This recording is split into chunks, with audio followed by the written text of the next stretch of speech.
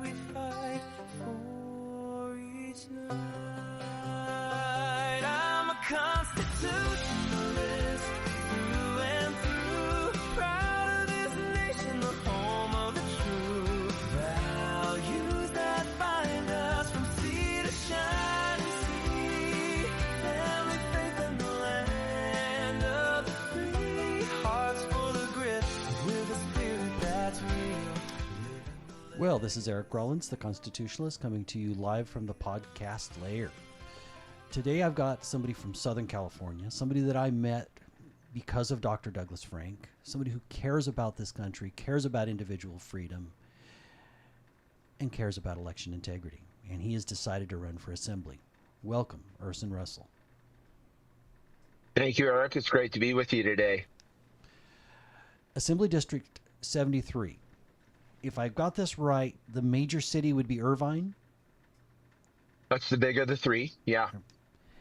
Fairly small district, fairly affluent, fairly high level of education of your average person. Your jobs are at the university, in tech, in banking, and in pharmaceuticals.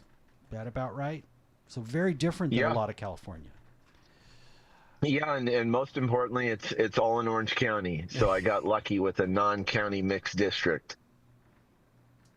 Well, and not a huge district, so you can get out and knock on doors a little easier, even though there's, 500,000 people, something like that in your district? Yeah, about 500,000 people, but geographically, you're correct. It's pretty compressed. So why'd you decide to run?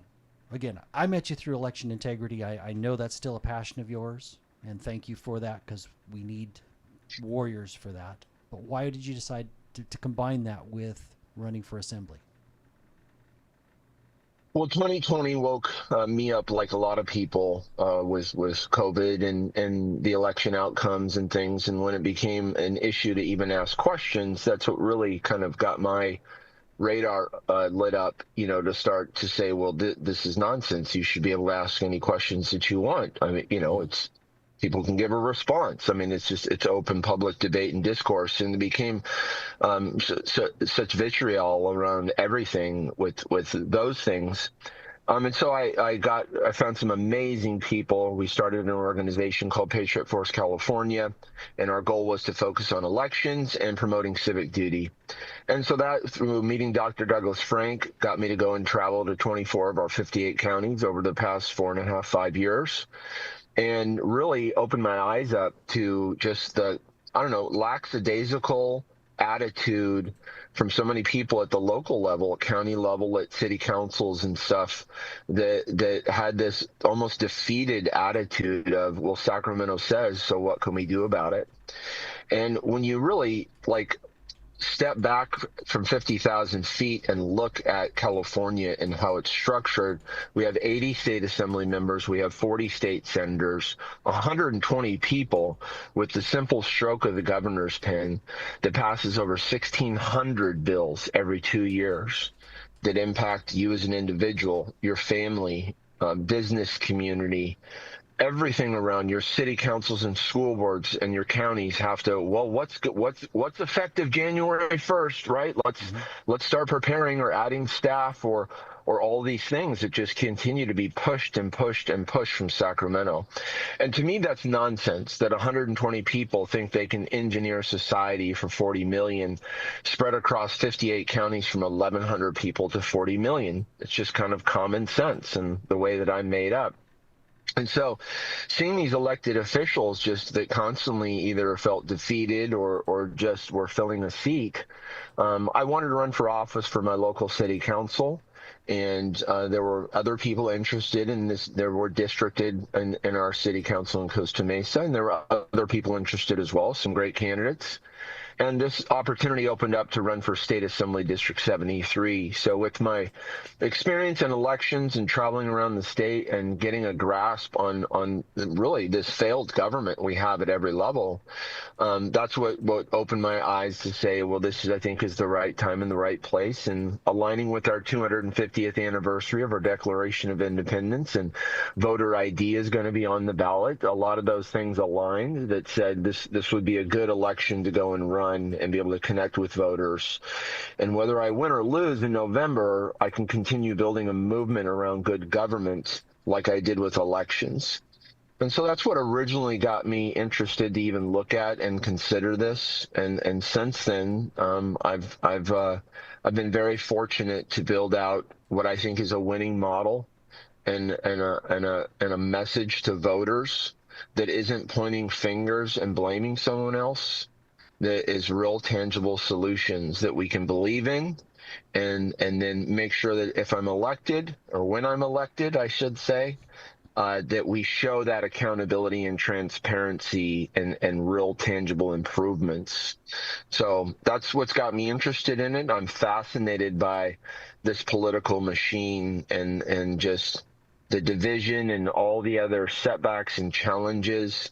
You know, if you want to live a full life, take on the most difficult things, and that'll probably help you live a pretty full life because you'll accomplish a lot. Well, if we don't take on hard things, we don't find out. You talked about kind of people are complacent.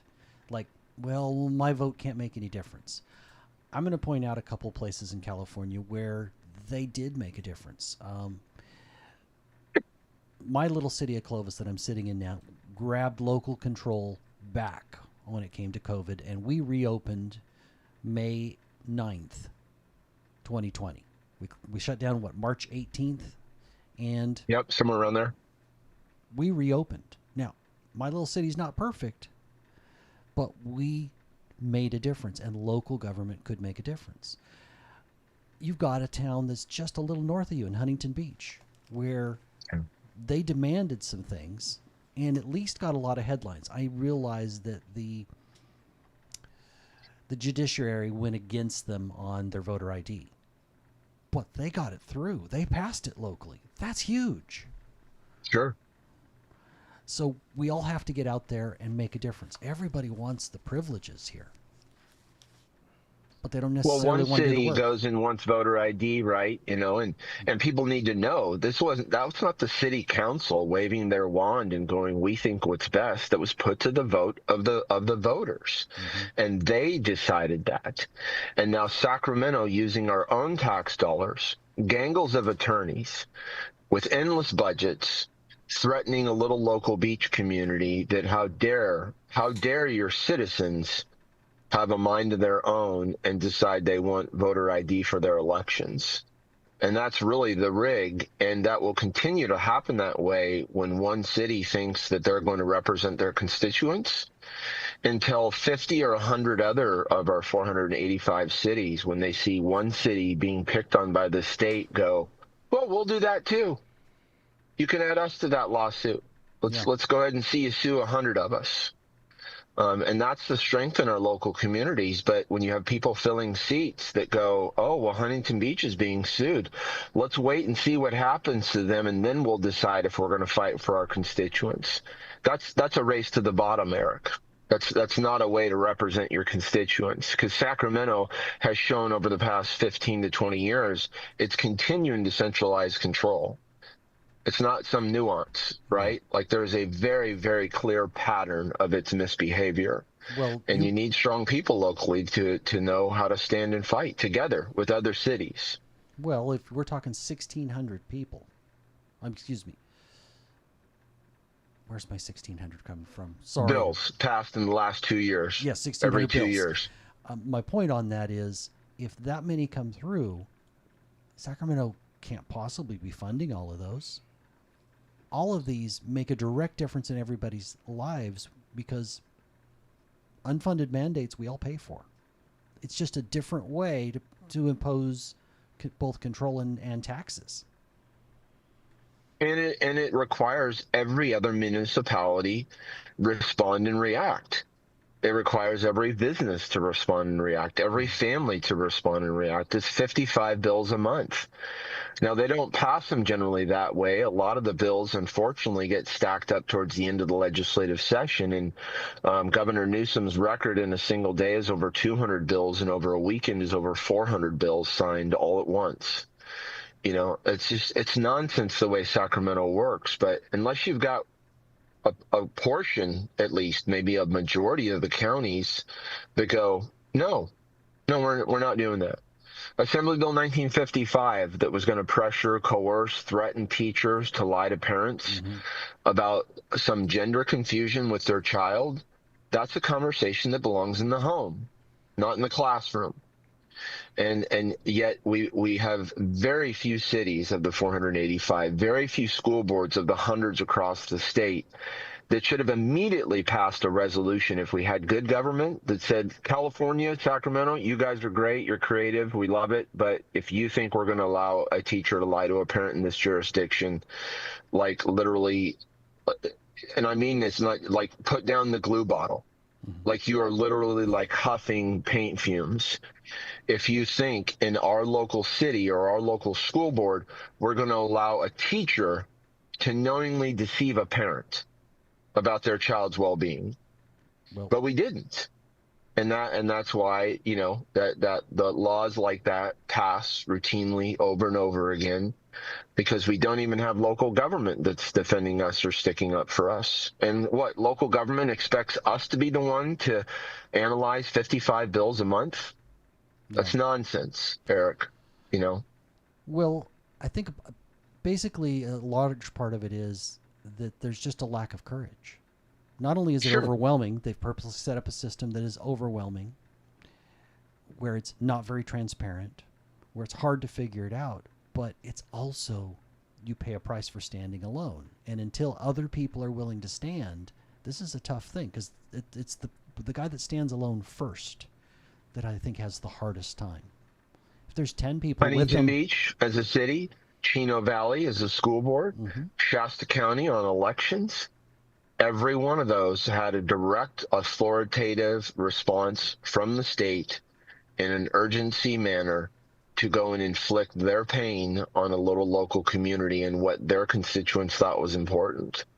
And that pattern has been repeating over and over again, but we're starting to see more of it now openly and call it out, which is good. That's progress towards the right kind of progress of government transparency and accountability. Who would be your allies in the legislature? Well, there's in the state assembly and the state senate, we're in super minorities in both of those chambers, right? So out of 80 in the state assembly, the Democrats have control 60 of them. You'd need to flip 7 seats and get them to 53 in order to even have a seat at the table. State senate is 30 of the 40 are controlled by Democrats, and I believe it's 6. I believe that you'd have to flip. Maybe it's 4. I haven't studied that one as much because I'm running for the state assembly, but 4, 5, 6 seats you'd have to flip, in order to even have a seat at the table, not a majority, not an ability to really bring equal balance in governance, but just at least to have a seat, right? To issue amendments to bills and these other things. The state assembly, the Republican state assembly and the Republican state senate are doing the best that they can in that arena, right, of really having their hand tied in every regard, speaking up during the sessions. I think going publicly with a lot more of this stuff, I've seen a lot more like Kate Sanchez and David Tangapa and Carl DeMaio and others that are bringing this to social media, right? Getting this out into the open, because most people aren't sitting there and tuning into a legislative session, to hear all of it. So we need cliff notes. That's how we consume information and things. So I've been talking with a lot of them and meeting with them, and when elected, I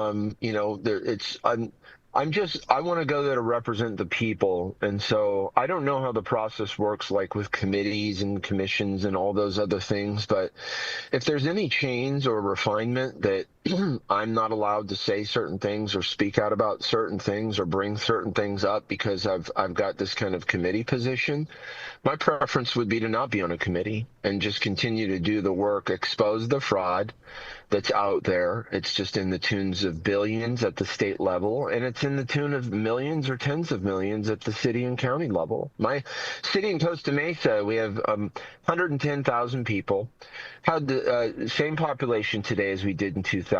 Our population did go up by 7 to 10,000, but settled back down about the same today. But the budget in 2000, Eric, was 85 million. Today it's 224 million, and about Yikes. 73% of that goes to salaries and pensions. Like, that's a fact. That's not. I love the police officers and the first responders and the great city staff. But is it when it becomes 100% of the budget, then we're going to like do something? Like, it's just, you need adults in the room that are willing to make some tough decisions and have some hard conversations. Or you just continue to wait until it turns into a crisis, and then you can just be blaming someone else. That's not responsible governance. That's failed, governance. And it seems like these people are just kind of keep kicking the can down the road and kicking the can down the road and thinking it's going to somewhat fix itself. But everyone's paying more for everything and getting worse services in return. And I think more and more Californians are waking up to that. But we do have a very strong, complacent populace here. 95% of us live in the cities. 11 of our counties is over 75% of the state. LA County is 1/4 of the state. So you look at that influence where most people live in big cities, and I've got a Starbucks here, a gas station here, a bank over here, and a convenience store. And you think that's how the rest of the state lives, let alone the country. So it's just, that's part of the culture. Contributes, I think, to the complacency we have in California. We pay more, we pay dearly for it, but everything's at our fingertips, almost everything. Agreed. But particularly you mentioned LA County. I think some perception is changing that Spencer Pratt broke down some walls. Whether he's ultimately ever anything happens in this election or he's just done, he broke down walls. That he exposed a problem. What I like really most about Spencer, and this is my attitude, he is doing this because he loves his country and he loves his city and he loves his neighbors and family and people that were there. And what I see often too many times is people that speak a big talk, right? And they rah and they promote, and then as soon as they're not in contention or they're out of the race or they lose the general, poof, like you just never hear from them again. And liberty is a journey through life. It's not a destination. It's not one election. It's not one elected official. It's not one law that we got passed or a ballot measure. Evil is real. People that have power try to get more of it. That's the story of life and sin as long as humans have been in existence. And so what I really love about Spencer is that he's shown other potential leaders that this isn't about an election. It's not about running for office. It's about being involved and never quitting. And so now that he's not going to be in the LA mayoral's race, he said loudly and proudly, you just took the campaign finance shackles off of me. Mm-hmm. I don't have anything I need to be concerned about saying now anymore. Like, that's the stuff that I really think empowers voters and citizens to realize that everyday average people can actually make a difference. And not that everyone can be as involved in things as he is, but it's just the small stuff, just like you doing your podcast and others fighting for parents' rights or local measures and issues. Everyone can play a little role, some bigger than others. And I think that's my most appreciative thing about him beyond his fight and his character and good morals is really, he's doing this for the right reasons, and you can tell because he's staying in it. It was never about celebrity status with him. Yeah. If on day one, is there some piece of legislation, some easy win you think you could get? Are the Democrats even going to allow a Republican to ever get a piece of legislation through without a huge battle? I mean, is there any low-hanging fruit or places where you could find compromise and a common sense solution could happen? Because they're in control, and that's going to be the case. Even if we won big time this election, they're still going to be in control. Well, lobbyists run Sacramento, not our state legislature, unfortunately. And that's where most of the bills and the things come through, and they find a sponsor. I don't have unrealistic expectations about what I'm going to be able to do or not do there. I'm not afraid to speak to anybody in the state legislature to see if we can find common ground or ways that we can work on things that are important to people. It seems like Sacramento is driven by centralized control, and that'll probably be antithetical to any legislation that I want to pass, right? Like, how do you pass the same law to govern 10 million people in Los Angeles that you do for Alpine County with 1,100 people? That's nonsense. Yeah. It's stupidity on steroids. So if we can find some ways to put parents first, if we can find some ways to agree on exposing the fraud and that the money needs to be accountable, then I imagine that I would be able to accomplish quite a few things. And I'm going to make quick work of that. That's not going to be like 2 years and then me blaming the Democrats for not being able to accomplish anything. I'm going to give it a good solid 6 months. And if I can't go and build some coalitions and some common goals that's going to serve all Californians, well, then I'm going to go on the ballot measure path. And then we're going to start sponsoring ballot measures like Carl DeMaio did with voter ID, right? Like, we've got to get rid of this everyone gets a vote by mail ballot. It's not because we want to disenfranchise or prohibit people from the easiness of voting. You can still go and file for an absentee ballot, but you're going to need to do it in every election. We're not going to go and just perpetually give you a ballot for every election because you needed it for this one. Well, so those types of things I think would really resonate with California voters if packaged correctly. If I think voters, even Democrat voters, if they realize, since we've been mailing ballots to every voter through either permanent absentee status, through COVID, through AB 37 when they codified it, and we stack those ballots up in a vertical stack, and that people realize the stack of wasted ballots because of those laws, that hasn't increased voter turnout. Like, space starts at 60 miles. The stack of ballots is way past that. Like the Stratosphere Hotel in Las Vegas, like I asked people in my presentations, like, if you saw a stack of ballots next to the Stratosphere Hotel that said wasted California ballots, you'd just be like, are you kidding me? Like, you'd be disgusted. But it's 487 of those hotels stacked on top of each other, Eric. yeah. To equal the stack, flat stacked, not like end to end, sir. Yeah. Flat stacked, like 120, 130 miles or something of just waste. So I'll make quick work, and if I can't build some coalitions to get some stuff done, then I'll take it to ballot measures and out to the people directly to vote. So the voter ID ballot initiative, basically Carl DeMaio's initiative, fixes part of the problems, but it doesn't. It helps with the cleaning up the rolls, and it helps with making sure that everybody's a citizen, because there is an element there that does that. And if you vote in person, it makes it a little safer.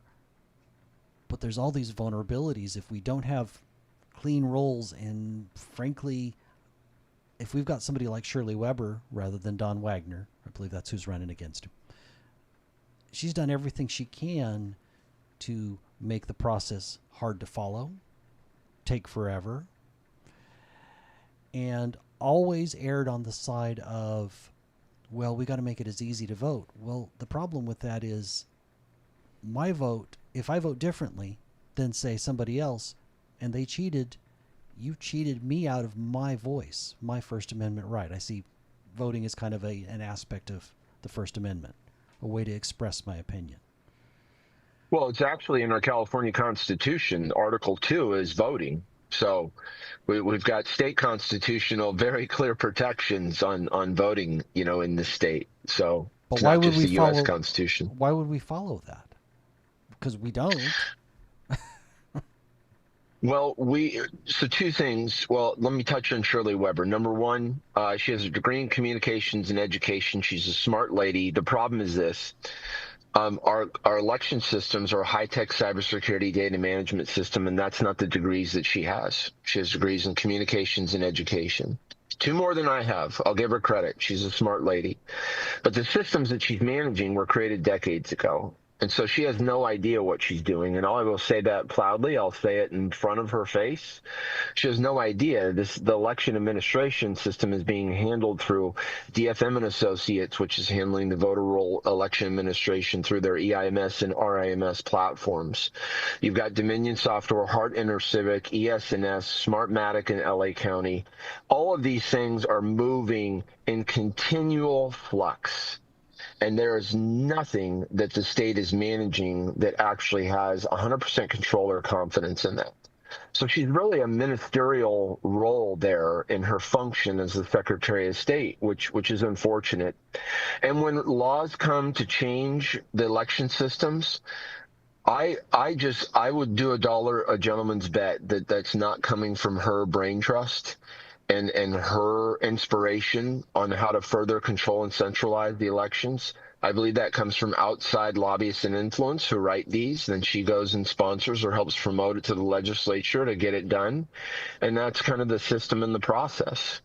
So, I mean, she clearly has no concept of really what it takes to manipulate a voter registration. She has no concept of how easy it is to open a ballot envelope and swap out the ballot and never see that the ballot envelope was tampered with or damaged in any way. It's just all of that list goes on in that regard. You know, Eric, from the Secretary of State and her election administration and the things that are being done there. And the counties are really the ones that should be 100% control of administering the elections. The counties should be the ones telling the state what kind of laws to go and pass to help better serve voters in each of the prospective counties and stuff. But we have a very top-down system that's here. Well, you know, and Fresno County has a capable administrator, our county clerk, and he understands the law, but he's not somebody that he's like, well, but this is the law, so my job is just to not interpret the law the way I want, to just follow it, even if he knows that there are things that are absolutely not right. You know, he'll tell us to our faces that our elections are safe, and I know that he could remove people from our voter rolls, and Shirley Weber could put them right back on because we don't actually have local control. Correct. Yeah, the vote cal system manipulates that, and I've heard that from register voter after register a voter, that they remove people and that through the vote cal system they get put back on. We have people that permanently move out of state through USPS, goes through the state's process, only gets flagged as a temporary change of address, and those voters stay on your county's voter rolls, and they're mailing ballots out to other states. All that stuff's proven. That's all easily. We've knocked on doors. We've confirmed these things. We know the laws. We know the system. And so when you have someone like your register a voter in Fresno County there that has the attitude of, well, I don't really like this either, or it's the law and you need to go petition your state legislature to fix this, my response to them is, well, why aren't you doing that? I'm paying you really good money to do this job. Why don't you go and tell the state legislator, right, to go and do this? Secondly, we've got the Commission on State Mandates, which many elected officials don't even have a clue about, which is sad.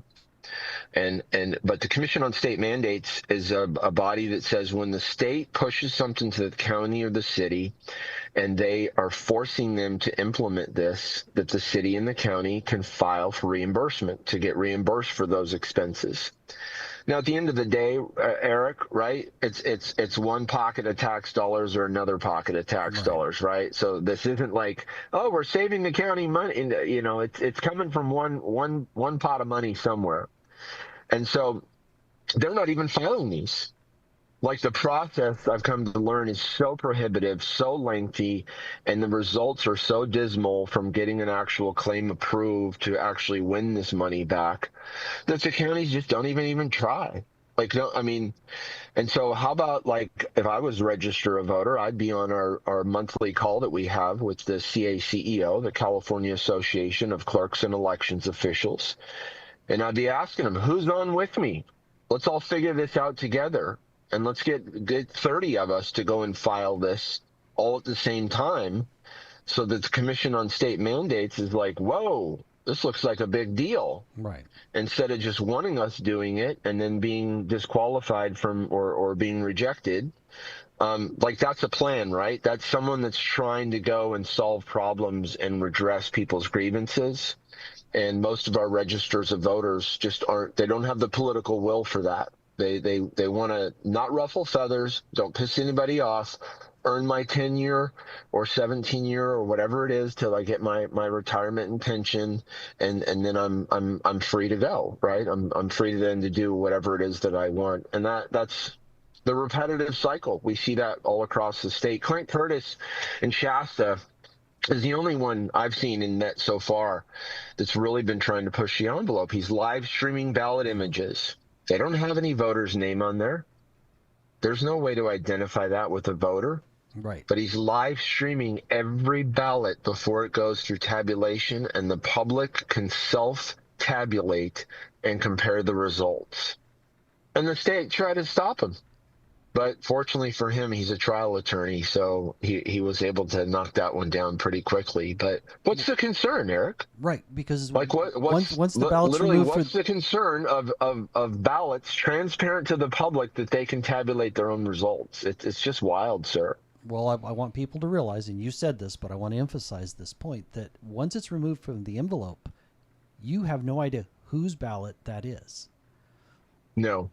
I mean, and I think from what I'm told, there is an administrative level cross-reference list so that someone at the county could scan that barcode, compare it to another cross-reference list to find the unique voter ID to then go and associate with a voter. But on the surface, it's not like you can just pull your phone out and scan the barcode and go, oh, this is Eric's ballot. It's not like that at all. But yes, you're right. Once it's removed from the envelope, it's a secret ballot to the people that are handling them in the election process.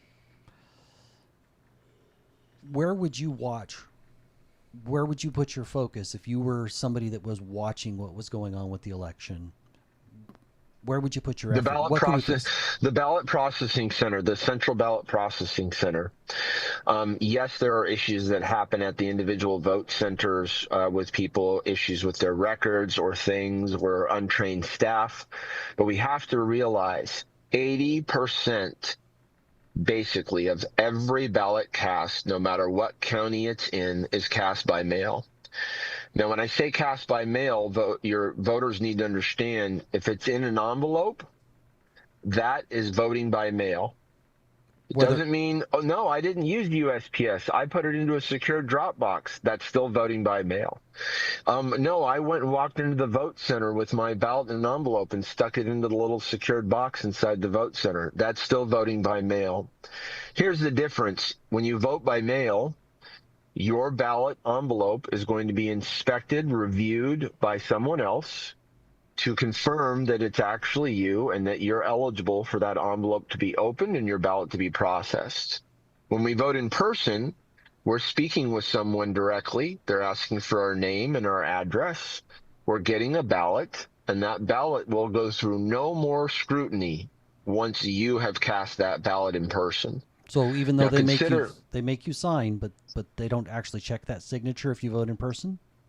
No, they don't check it against anything. There's no, well, this looks a little funny, Eric. It doesn't look like there's no process or verification for in person, which considering that I could walk into any vote center in Fresno and say I'm Eric Rollins at this address and get your ballot is quite concerning to me. But that's the system, right? Like that's there. And it's a little worse. Considering 80% of us vote by mail across the state, 80% of what's impacting your election results are happening at your central processing center. And that's where you can see the sorting of the ballots, where you can see the opening, the signature verification process, the duplication process, the adjudication process, because, voters really have a hard time, it seems, following instructions. And I don't say that jokingly. I mean, we see happy faces and stars and check marks and X's, and the instructions say fill in the box all the way.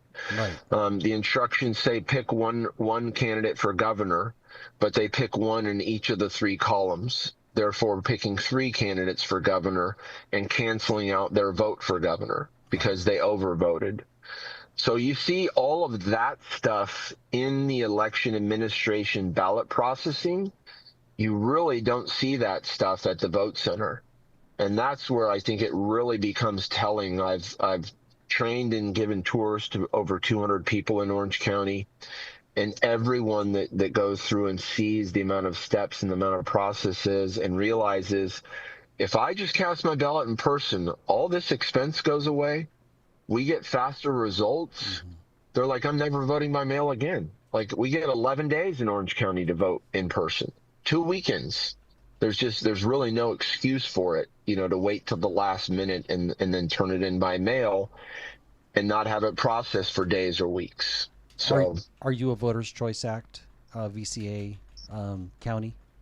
Yes. Okay, so that means somebody could show up as long as they're a resident of Orange County in your case, or Fresno County in my case, they could vote anywhere. There's a problem with that, just knowing your too. name and address. That's all they need. So nobody's going to recognize you at that voting center. It's not like when we had precincts where they'd immediately be a red flag because Eric Rollins or Urson Russell's my neighbor. Anybody could walk in. And you can't then ask for ID. It's illegal. You can show it to them, but when I've done it, they're typically very uncomfortable when I vote in person. And I pull out my ID and I insist. Right. Well, I had a creative sting operation idea and was never able to connect with anybody in law enforcement to pull it off. I definitely needed to have their support, but I was going to walk into vote centers, and just give false names and information and have them give me a ballot and then ask for the supervisor and say, you've just given a ballot to someone that isn't that person. And I was going to use very feminine names too, right? Yeah. We're in California. How dare you tell me I'm not Elizabeth, right? But just to expose the lunacy that we have a system where all you need is someone's name and address, and you can go in and impersonate anyone without any level of scrutiny. But not something that never was able to align or get the right backing to pull something like that off. Before I forget, if people wanted to, do you have social media or do you have a website? Where would people find out more beyond this interview? Yeah, probably easiest to go to my website. My campaign website's ursonrussell.com. So that's URSONRUSSELL.com. And you'll find on there my social media links and things and what kind of my plan is for good government. And I think that's really where we need to get back to as voters and as citizens and constituents is, let's take a teacher that goes and violates a parent's rights. We shouldn't say that's an anomaly. We should say that's complete 100% failed government, because how was that teacher ever even allowed to be put into that position? The orientation process failed. And that person that was that teacher should have been told, you belong to parents, you belong to parents, you belong to parents. So that's really, when you go to ursonrussell.com, you can find my social media links in there. I'm on Instagram and Facebook and X. I'm not on TikTok. I don't see the value for the exposure. I'm connecting with the younger voters directly and in person, and not trying to just sway them as if they're just cheap likes on social media and things. So I've chosen to kind of stay off of TikTok. Some more of my educational stuff I might do on some YouTube things later, but it's really, it's either we've got to get back to good government at the local level, where they decide to start to fight for us and start to push back against this stuff that we're seeing everywhere, Eric, or we're going to continue to spiral into treating symptoms that continue to just erode our trust in government, our local community's ability to serve us, and have public safety and critical infrastructure prioritized. Or we're gonna do some different things in 2026, and we're gonna look for candidates that have wisdom in their respective fields, that have wisdom in the Constitution and why they're going there, that have a frugal sense about them, knowing that every dollar is sacred from these people we're taking it from. No. I mean, we're taking their money with the threat of imprisonment or fines if they don't give it up willfully. Like, that should be treated sacred. And lastly, people with good moral character. If you are not someone that knows the basics of right and wrong, I don't care what your party affiliation is. I don't care what your personal beliefs are. You're going to just continue to fail the people. And so once you have people that are wise and frugal and of good moral character, I think we can really make some drastic short change to how just crazy it seems everything in Sacramento is. So we're down to about 4 minutes. Okay. We've got a unique situation. I think a lot of Californians fed up. Californians a lot of them have fled the state. We've got almost everybody that ran statewide made it through. Unfortunately, Stacey Korsgaden did not make it through. So for insurance commissioner, we do not have somebody to keep articulating our argument. We've got CalDoge. We've got people that are bringing light to all the fraud, waste, and abuse. For me, that leaves me hopeful. But what is it you see about this state that leaves you hopeful? I would say that despite the laws and the ways that the state is reacting to continue to centrally control and cover things up, I actually think that that's progress in the right direction because we're forcing their hand. I see that more and more people are starting to take and consider the issues and how important local government is in ways that I haven't seen in years and years of being in this movement, and a lot of people obviously in this much longer than I have. I think there is a point you can only get so low, and there's certainly, I'm not foolish to think that the state can't continue to deteriorate, in the method that it's been doing it. But I see a lot of changes on the ground. I speak to a lot of voters, and they have some great, great candidates all across this state that just want to go and do right by the people. And I'm really seeing that enthusiasm in very, very difficult districts where people that never, ever thought of running are actually competing. And so all that's just about building momentum. It's not one election. It's a journey. And we just have to take the learnings from each election and improve and get better, sir. We're down to just over a minute. Favorite constitutional amendment and why? Or favorite thing about freedom, or favorite thing about freedom. Either one. Whatever comes to you. Well, my favorite constitutional amendment, I think, is the Second Amendment because it protects all the others. And, it was ingrained into the Constitution. The founders talked about, tyranny in such eloquent ways and things. So, I mean, the First Amendment and our rights for freedom of religion and peace and to assemble and all that is probably the most fundamental, important right, because you don't need a gun to exercise that, but you do need arms to protect and preserve it. Well, amen to that. Yes, sir. Look, I thank you for this time. I wish you the best of luck in your race. How do we find you again on social media? UrsonRussell.com is the easiest way, but UR for 8073 on X or California for State Assembly. If you're someone that likes to support just common sense people that are just trying to make positive, effective change, $25, buys 5 yard signs or 50 brochures. And I've gotten donations from Sonoma County and Kern County and all across this state, even though I'm not a statewide candidate. So I just encourage your supporters to look me up, and if at the minimum on social media, help us get this word out and likes increased. Amen, brother. Thank you so much, Eric. I really appreciate this chance to talk with you again today. And I will send everything out to you that we put on the socials, so you will also get to see it and share it. Have a blessed day. You as well. This is Eric Rollins, the Constitutionalist. Folks, you heard that? There is hope in California, but you've got to get out there and make the difference.